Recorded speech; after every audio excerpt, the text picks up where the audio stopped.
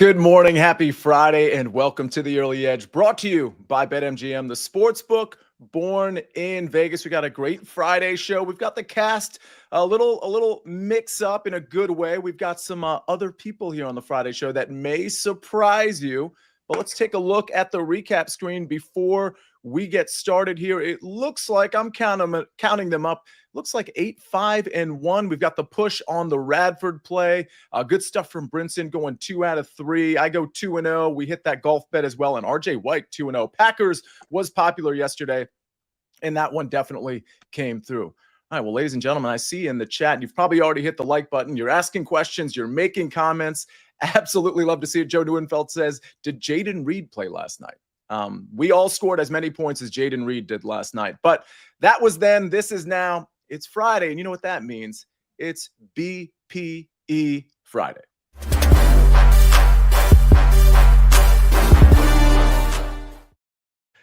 No buckets. No chip. We got buckets raising the roof. EK doesn't know the Friday drill. We purposely didn't tell him. We got the shadow boxing from Danny Brasco. EK, we're just trying to keep you in the dark, my friend. And I'm still giggling over BP energy. So, whatever. I think I said the E. I don't know. It's a crazy Friday already. Buckets, how you doing? You hit your interception prop again yesterday. I did, and I've got this angelic glow coming down, raining upon me on the show today, Sia. I'm not sure if that's a good or a bad thing, but I guess we'll find out with my 3 plays later in the show. 3 plays. I like when you come to the Friday show with 3 plays. That usually works out. I might have just jinxed it. Brasco, how you doing today? I'm good, man. UFC is back. We had a week off last week, but I'm excited to be back on BPE and UFC 310. Awesome card stacked up here. Some titles on the line, so excited to get into it with you guys. EK, it looks like I know you're not, but it looks like you're sipping a brandy over there in the corner. I'm sure it's what is it, a diet? What is that? Arnold Palmer Light, baby. Absolutely love it. But in the tumbler at 10 a.m. I got the whole jug. I'm ready to go. Let's go. EK, how you doing today? Everybody's good. We're feeling good. A good night last night. Happy. Yeah, and we had a winning record yesterday. 8-5-1. It's nothing to write home about. That's an old phrase that maybe me and EK use, but Brasco and Buckets are saying, well, why would you write anything? We type these days. The point is, that's 3 winning days in a row. It might be 4, actually. 3 winning days in a row for sure. 8-5-1. I think we went 4-2 and 3-2. We'll take that every time. So it's been a good week so far. EK, you're going to set the table for us. You got a couple of college plays, but we're going to start with one from Friday night. Talk to us about UNLV Boise State. Yeah, and this was a late change for me right before the show. I was on UNLV, and I have now flipped, and I'm going over the 57.5. And these kind of games, I know what everybody does well. You know what everybody does well. They've been telling about what everybody does well. The key to these games, these conference championship games, these rematches, what don't they do well? And when you look at it, UNLV, what they don't do well, they don't really stop anybody when it comes to moving the football. They've allowed 95 drives to cross the 40. That is the worst in college football. The worst. They've been as lucky as they've been good holding people to field goals and holding people in the red zone not to have points and put up points. I think the luck runs out. And for Boise, what don't they do well? I'm searching, I'm looking, I'm crunching, I'm grinding, and here's what comes out. They're 130th in missed tackles and in tackling efficiency. That's really bad. They don't tackle anybody. They don't tackle well. And UNLV with this new quarterback, remember this is preseason, they're supposed to have a different guy. They've had their other guy since conference play. He's been terrific. He is lightning. They move around a lot. There's going to be missed tackles. So when I have one team that can't stop you and another team that can't tackle you, and a game that was 29-24 first time they played and included a 14-play drive to end it, which was the only reason it stayed under what was, doing the math, 53, 57.5 is a really, really, really easy hurdle that we should go over on the blue turf at Albertsons tonight. I absolutely love the analysis there. And I love, EK, when you're speaking sometimes even when you're not on the show, we'll get a reference back to a couple of Tuesdays ago where we had that delay. So KC3 in here, he's basically impersonating you, EK. He says, hey, guys, happy to be here on Black Friday. Yeah. Just amazing stuff. We've got a lot of people dropping in stuff like that. EK, we absolutely love having you on this morning show. We know we can find you everywhere on the network and on CBS Sports HQ, but it is an absolute pleasure to have you on the morning show. And I know you have another pick that we'll get to later. Buckets, before we get to your 3 picks, somebody in the chat acknowledged, did you get a haircut? Because I didn't acknowledge it. Did you get a haircut? I did see it, and I had the haircut yesterday as well, and you ignored it yesterday, so I'm just not even we can move on if that's okay with you. Yeah, that's on me. Okay, 3 picks. Let's awkwardly transition. Give me 1 second here. Looking I'm like going to channel. I'm going to thank you. Not right now, but normally thank you. I'm going to channel my best Chip Patterson for everyone because I know that we didn't get a chip me up this morning. So give me a second here. Good morning, Sia. Good morning, EK. Good morning, Danny. Good morning, Jake. Good morning, Early Edge fam. I've got that battery in your back pocket on this wonderful Friday afternoon, and I've got not 1, not 2, not 3 plays coming at you here, starting in the Croatian HNL. That's all I got. I got to focus now. That was amazing. We've got a great matchup between Dinamo Zagreb taking on Slaven Belupo here. I lose the Sia energy here because the chip energy here a bit, but that is okay. We are going both teams to score at -110. Dinamo Zagreb are the Giants of Croatia, but they have not won in their last 3. We can smell the blood in the water, and Slaven might not be able to win, but they will be looking for that goal and maybe a share of the spoils, take both teams to score. Second play, we go to the Polish Ekstraklasa here between Radomiak, Radom taking on GKS Katowice. Keeping this one simple as well, guys, here. Just looking for some nice, straight, easy cashes. Over 2.5 goals for 2 teams that refuse to play defense. The Radomiak is looking to get out of a relegation race. They will be foot on the gas from start to finish. And Katowice is good enough to score 3 by themselves. We love the over in this matchup. And then finally, to the Turkish Super League, we go Trabzonspor taking on Kasımpaşa. Trabzonspor over 1.5 team total at -120. The better side here, playing at home, struggling a little bit, but in home, they're producing goals. Not results, but goals. So don't take the money line. Don't make this one risky because I wouldn't be shocked if we saw a 2-2 draw, but that 1.5 team total at -120 is way too good to give up, Sia. All right. Absolutely love it. And by the way, I've got to be, are you okay? That looked like it took a lot of energy. I've got to be the worst host ever. I should have known to go to Buckets in place of Chip when the show started. Everybody could have gotten their chip me up. Buckets, I'm sorry. It didn't even occur to me to go to you for Chip. And now he's on. That would have happened to you. All of the progress we made with Buckets. Move on. I'm done. Moving on. All right. He's out of here. If you want to take Buckets picks or any of the picks you're about to hear, go to BetMGM. New BetMGM customers can sign up today and get up to $1,500 in bonus bets. Just place your first wager of at least $10 and you'll receive up to $1,500 instantly if your bet loses with bonus code EDGE. That's bonus code EDGE, EDGE. We got to get to some Brasco, we got some UFC to talk about, right? Yes, sir. We got to get to UFC. I've got a prop for Sunday and maybe a lean I'll give out for golf. It's just a lean I'll give out for golf. It starts in about 30 minutes or so. And then we got to go back to college football. A lot to cover right after this message from our partners. CBS Sports HQ, giving you college football coverage unlike anyone else. We're talking Big Ten. Pre- and post-game coverage. Are you encouraged with the way that this team responded? Along with breaking news. A lot of movement in the rankings this week. Highlights and expert analysis. That streak could be in jeopardy here. Sure. What was your main takeaway from this game? How impressive was his domination? That really changed the football game. Let's go ahead and have some more fun. Another wild ending. The chaos continues. Turn to CBS Sports HQ. We're back on the Early Edge, brought to you by BetMGM, the sportsbook born in Vegas. Before we get to your picks, Danny, a lot of people dropping knowledge in the chat. Brad Betts always here, dropping soccer knowledge.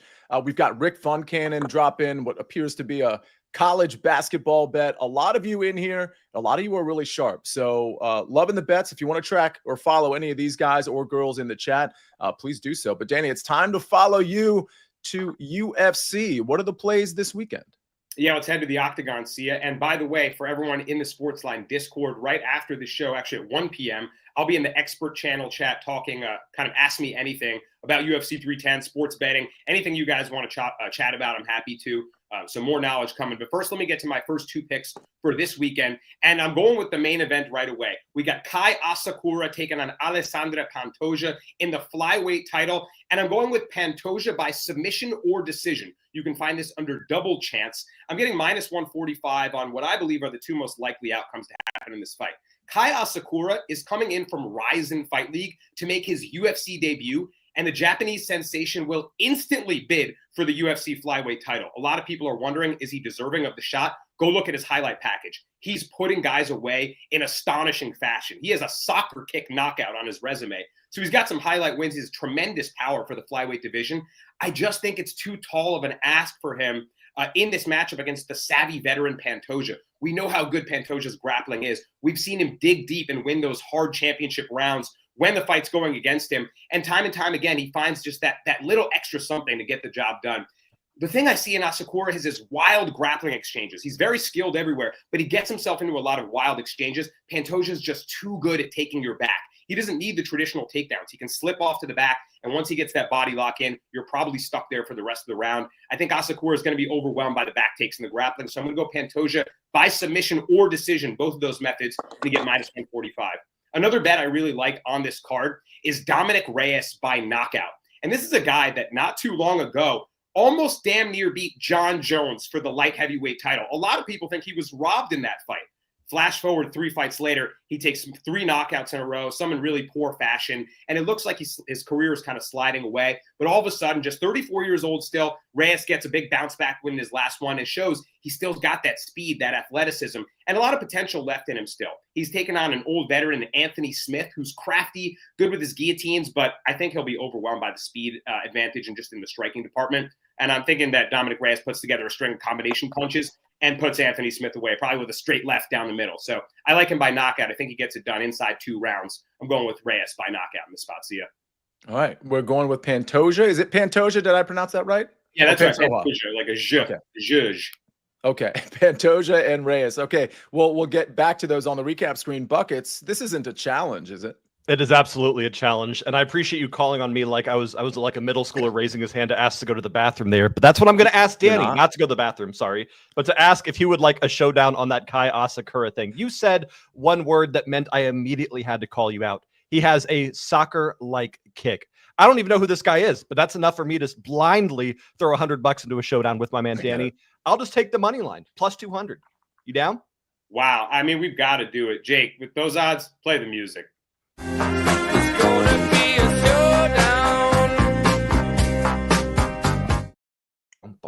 Buckets is not afraid. Brasco, he took Jared Goff at, what was it, plus 120 to throw a pick. Goff at home in optimal conditions. That comes through. I'd be worried if I were you, Brasco. Buckets has got me on a number of showdowns. And Buckets, it's not a soccer-like kick. It was a soccer kick. Full windup, guys on the ground, pelted him. I mean, it's one of the nastiest knockouts you ever see. So Asakura's got a ton of hype. You'll be, whether win, lose, or draw, he'll be a fun fighter to back and a commodity that you guys will want to pay attention to in the UFC. So I'm looking forward to a great main event. Jeff Stenberg in the chat, EK, says, EK, what are you dressing up for Halloween this year? Those references are just not going to stop. I absolutely love it. All right, let's move on to NFL. We're going to talk more football with EK in just a couple of minutes. Yes, he had a great Thanksgiving. Thanks for asking. It was wonderful. I spent some time with the family. It was terrific. He's such a pro. Man, he's such a pro. All right, speaking of pros, we're going to pro football. We're going to Mike Evans. If you remember, last week I had Mike Evans over 60.5 receiving yards. It was an insulting line. It was truly ridiculous. It went up to 64.5. It might have even gone higher than that. But because the SportsLine members got it locked in, when I got it locked in, you got 60.5. He ended up with 118 yards. He absolutely cruised. I think he had 12 targets, caught 8 of them. The problem with Mike Evans right now, and what's keeping his new line at bay a little bit is he's got a hamstring and a calf issue that popped up in the middle of the week. He hasn't practiced yet, didn't practice Wednesday, didn't practice Thursday. I did a lot of research yesterday, tried to look at a lot of local beat reporters, and it does look like these are simply rest days and that he's going to be a full go on Sunday. So I'm going to lock in the 68.5 receiving yards for Mike Evans. When it's at 68.5, it's probably already transitioned up to 69 or 70. And honestly, if he practices today, or if we find out he's a full go, this could easily get up to 73, 74.5 receiving yards. So trying to lock this thing in early. If somehow he has a setback, he doesn't play, obviously the bet is void.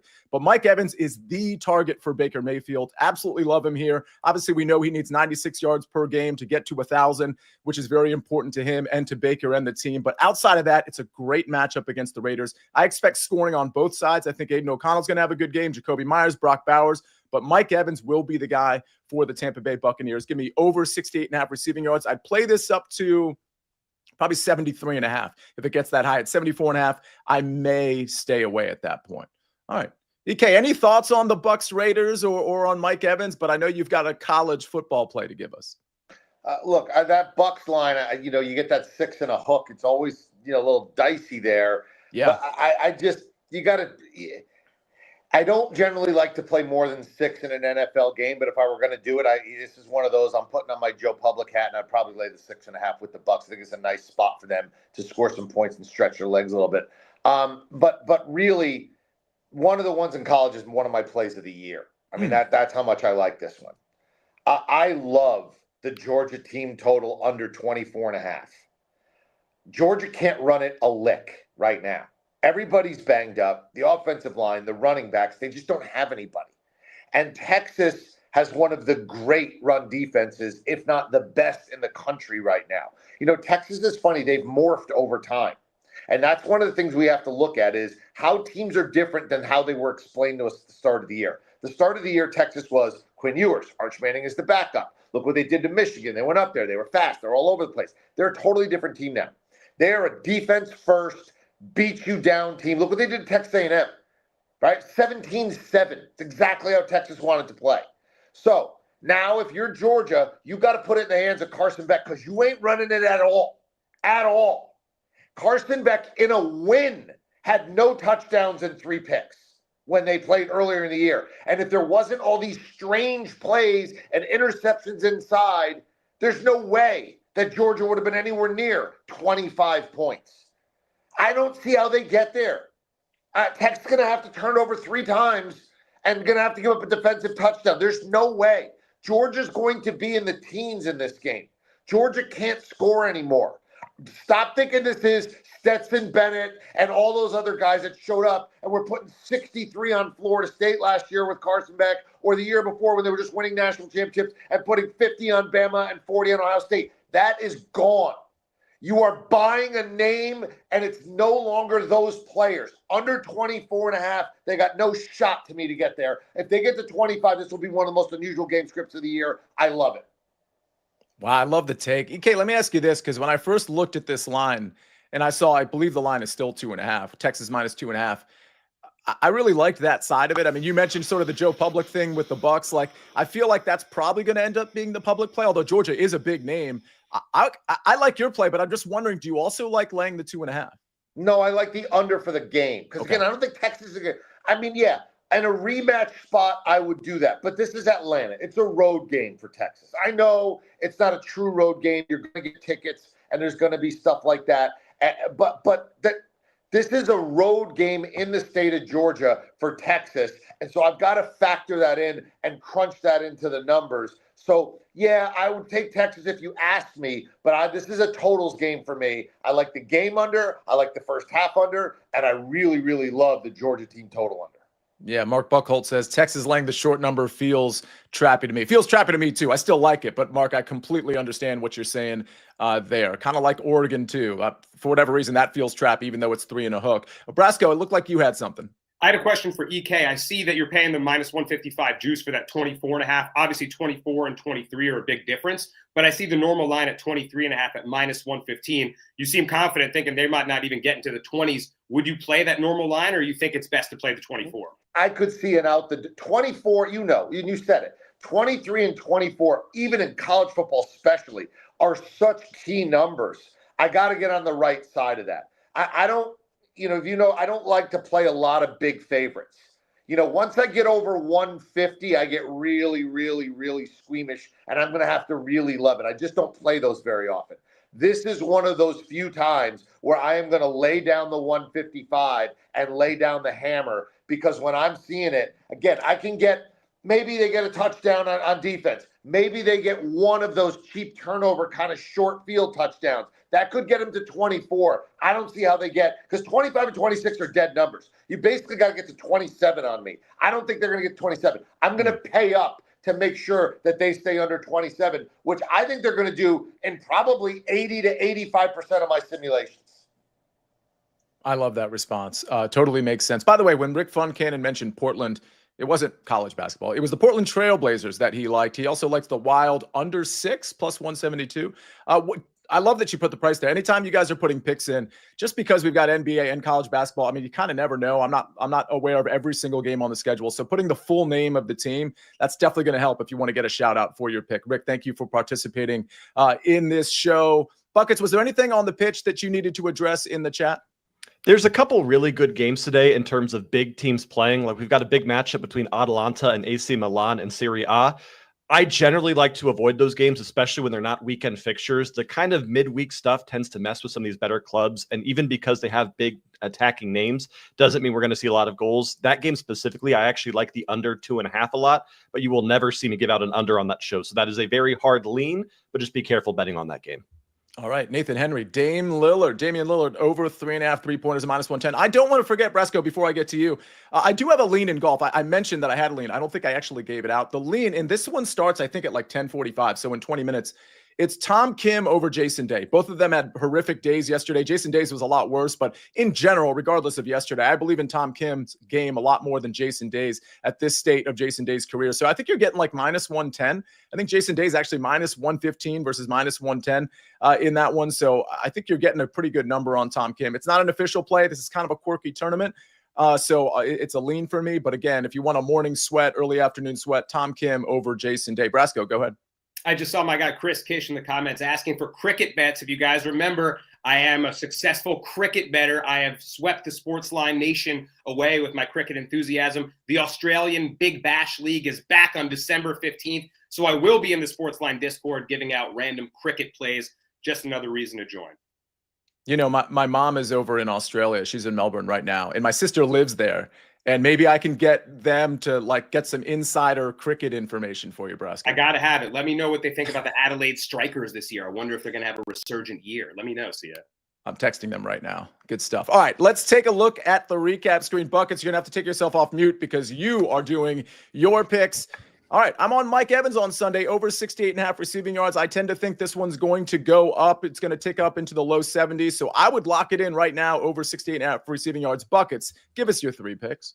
We've got Dinamo Zagreb taking on Slatven Belupo, both teams to score in the Croatian HNL. We've got Radomiak Radom taking on GKS Katowice and the Polish Ekstraklasa over 2.5 goals. And Trabzonspor taking on Kasim Pasa. Trabzonspor team total over 1.5, Sia. All right. Danny Brasco is on Pantoja by submission or decision at -145 and Reyes by KO or TKO at -115. And who was it in the chat? Somebody said, can't wait for Danny Brasco's cricket picks auto tail. EK, UNLV, Boise State over 57.5 at -115. That's tonight at 8 o'clock, I believe. And then we've got Georgia team total under 24.5. We're paying the juice there at -155. You heard my golf lean if you want to take that, Tom Kim over Jason Day. That was a great Friday. A complete my bad on not going to Buckets for the Chip Me Up. We still got it, but I wanted it at the beginning of the show, and that's completely on me. On behalf of Buckets, on behalf of Brasco, on behalf of EK, Jake the Snake on the 1s and 2s, and 3s and 4s. This has been a great show. Thanks to most of you, all of you in the chat. Let's have a great Friday. This is the Early Edge. I'm the Counselor of Cash, and we rest our case.